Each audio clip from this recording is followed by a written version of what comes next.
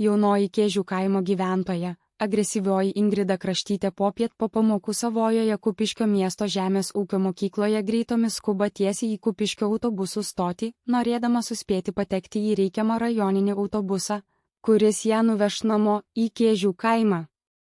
Atėjus vasario mėnesiui, visi iki vieno trečiakursiai profkės mokiniai, jų tarpe ir Ingrida, labai gerai žinojo tai, kad tai yra jau pats paskutinis mokymosi mokykloje mėnuo ir greitai visiems prasidės baigiamoji gamybinė praktika.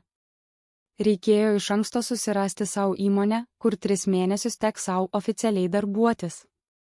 Po slapto sekso tualete su savuoju vaikinu pirmakursiu pardavėjo ir prekių žinovo profesijos mokiniu Silvestru niekas mokykloje, net ir Ingridos klasiokai, taip visai nieko ir apie tai nesužinojo, ir vien tik dėl šios draugystės. Mergina pagaliau nusipirko savo pirmąjį mobilų telefoną Nokia, kad tik galėtų kartas po karto vis tam vaikinui paskambinti. Su Silvestru jiedu susitarė išlaikyti ryšį net ir po tos dienos, kada Ingrida pabaigs mokyklą.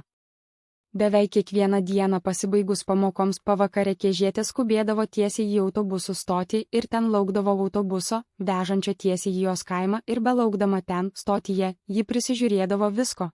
Ir kaip niciečiai vaikinai mokiniai perka savo erotinius žurnalus, ir kaip Džerijus glamžosi už kampo su savo pana Viktorija, o vos prieš porą savaičių matė ir kaip kažkoks girtas ir suskusta plikai galva į vyšniuką.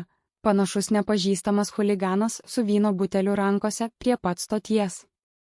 Persekiojo usūrinį ir po to jam kumščiu trenkė į galvą.